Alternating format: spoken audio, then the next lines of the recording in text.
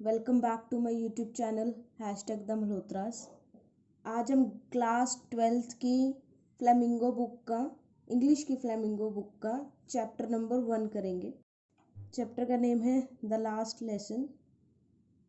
अब पहले थोड़ा सा अर्थर के बारे में मैं आपको चैप्टर में है क्या उसके बारे में बता देती हूँ क्या है। अर्थर का नेम है अल्फोंसो डॉयड। ठीक है, एक फ्रेंच नॉवलिस्ट हैं जो छोटी शॉर्ट स्टोरीज को लिखते थे। ठीक है, द लास्ट लेसन के अंदर है क्या है कि जिस टाइम पे फ्रांस और पर्शिया वॉर हो रही थी और किस तरह से फ्रांस के दो अलेसिस एंड लॉरेन दो जो उसकी डिस्ट्रिक्ट थी कैसे पर्शियन हैंड में चली गई और जिसके कारण से उनके मतलब कि स्कूल जीवन पे मतलब कि स्कूल लाइफ के ऊपर क्या इफेक्ट पड़ा, इस चैप्टर के अंदर वो पढ़ेंगे। ठीक है, चलिए जी चैप्टर स्टार्ट करते हैं। I started for school very late that morning. मैं उस सुबह स्कूल के लिए देरी से गया and was in the great dread of scolding, और मुझे डांटे जाने का डर था। अब लेट जाओगे तो डर तो लगेगा ही, ठीक है, क्योंकि टीचर से डांट पड़ेगी कि स्कूल के लिए लेट क्यों आए हो।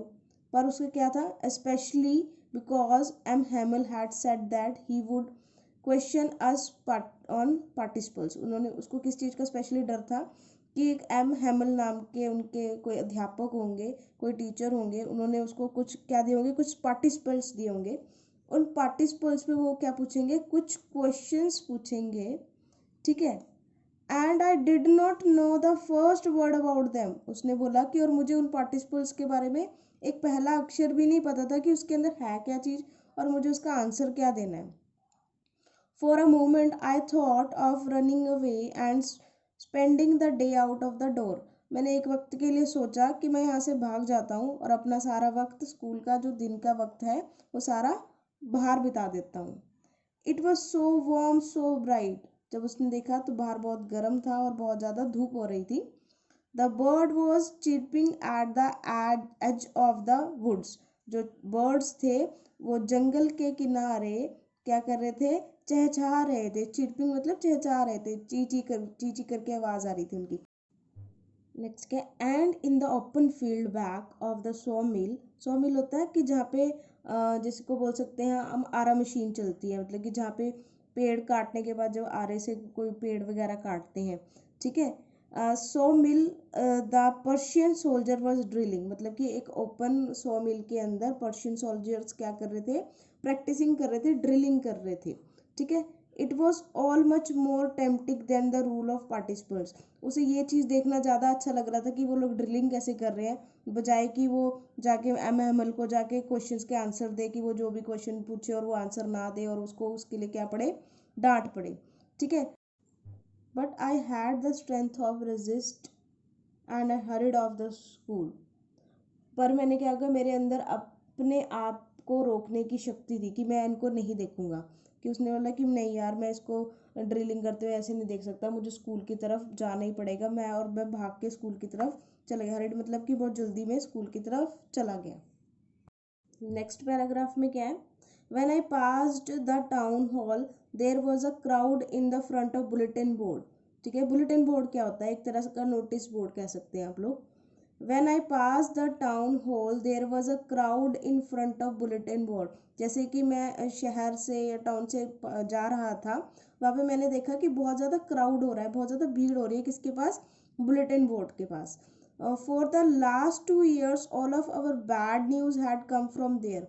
पिछले 2 वर्षों से जितनी भी बुरी खबरें आ रही हैं इसी बुलेटिन बोर्ड से आ रही हैं।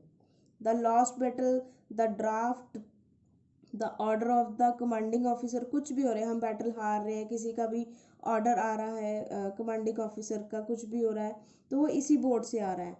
And I thought to myself without stopping what can be the matter now. मैंने सोचा कि यार अब अब क्या हो सकता है, अब क्या बात हो सकती है, अब इसके ऊपर मतलब कि कोई भी अगर पिछले कितने सालों से बुलेटिन बोर्ड पे अगर गलत गलत न्यूज़ आ रही है तो अब उसको लगा यार अब क्या हो गया, अब तो अब क्या क्या प्रॉब्लम क्रिएट हो गई है।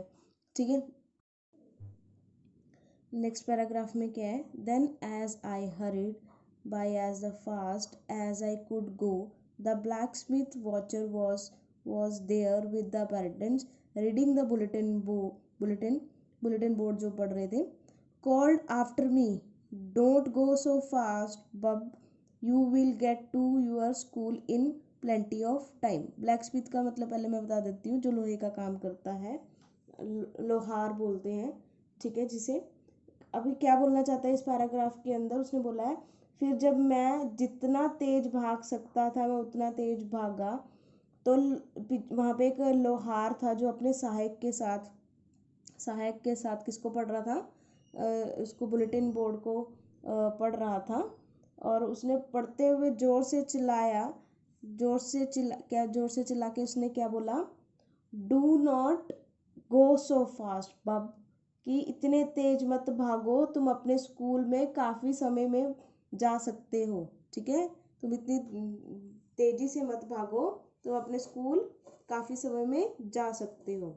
नेक्स्ट भी उसने क्या सोचा, I thought he was making fun of me and reached M Hamel's little garden all out of breath. मैंने सोचा कि वह मेरा मजाक उड़ा रहा था और मैं हाफता हुआ एम हेमल के छोटे से गार्डन में पहुंचा. नेक्स्ट पैराग्राफ में क्या है, usually when school began there was a great bustle. मतलब कि जब हम आमतौर पर स्कूल जाते हैं तब वहाँ पे क्या होता है, बस्टल मतलब हलचल, कुछ हलचल होती है. Which could be heard out of the street, मतलब कि बाहर गली तक उसकी आवाज़ सुनती है. The opening and closing of desk, कोई डेस्क को ओपन कर रहा है, कोई क्लोज कर रहा है, उसकी आवाज़ आ रही है. Lesson repeating in the unison, मतलब कि बच्चे इकट्ठे मिलके कोई लेसन को बार बार रिपीट कर रहे हैं वेरी लाउडली, मतलब कि जोर जोर से बच्चे बोलते हैं ना, जैसे टेबल बोलते हैं सभी मिलके. एक बच्चा बोलता है 2 1 2, उसके पीछे पूरी क्लास बोलती है 2 1 2. ठीक है, with our hands over our ears to understand the better, and the teacher's great ruler rapping on the table. मतलब कि टीचर्स अपना रूलर जोर जोर के ऐसे मारता है कि चुप हो जाओ. आपने अपने स्कूल में भी देखा ही होगा कई बच्चों ने. But now it was all still. But उसने अब क्या देखा, सभी स्टिल है. ठीक है, अब उसने देखा सब कुछ स्टिल है. स्टिल मतलब सब कुछ शांत है. I had counted on the commotion to get to my desk without being seen, but of course, that day everything had to be quiet as Sunday morning. Through the window, I saw the classmates already their places and M. Hamel walking up and down with the terrible iron ruler under his arm. I had to open the door and go before everybody. You can imagine how blushed and how frightened I was. Frightened का मतलब होता है कितना मैं डरा हुआ था. इसका मतलब मैं यहाँ से यहाँ तक बताऊंगी आपको. ये मैंने बता दिया था ना, स्टिल तक, इससे आगे यहाँ से लेके यहाँ तक बताऊंगी.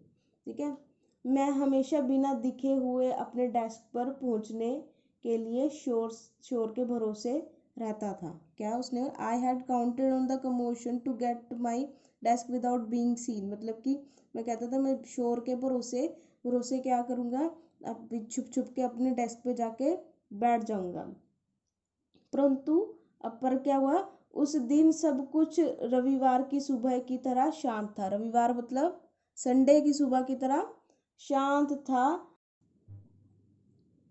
Through the window I so my classmate. खिड़की से मैंने अपने क्लासमेट्स को देखा. ऑलरेडी इन द प्लेसेस, जो पहले से ही वहाँ आ चुके थे, मतलब अपनी जगह पे आ चुके थे. And M Hamel walking up down with the terrible iron ruler under his arm. और एम हैमल को देखा जो कि एक लोहे के स्केल को लेकर अपनी आर्म पिट के नीचे लेके आ रहे थे. ठीक है, I had to open the door and go before everybody. मतलब कि मेरे को क्या था, मुझे दरवाज़ा खोलना पड़ा और सभी के सामने से अंदर जाना पड़ा.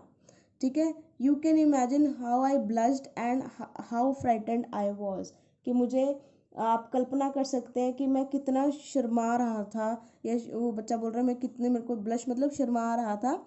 And how frightened I was, मतलब कि मैं कितना डरा हुआ था उस टाइम पे। बट नथिंग हैपन, पर कुछ नहीं हुआ। एम हैमल सॉ मी, और उन्हें हैमल ने मुझे देखा। एंड सेड वेरी काइंडली, मुझे बहुत काइंड वे में उन्होंने बोला, go to your place quickly, जल्दी से अपनी जगह पर जाइए। लिटिल फ्रेंड्स, उसने बोला कि लिटिल फ्रेंड्स जल्दी से जाके अपनी जगह पर बैठे। We were beginning without you, हम लोग तुम्हारे बिना शुरू करने वाले थे।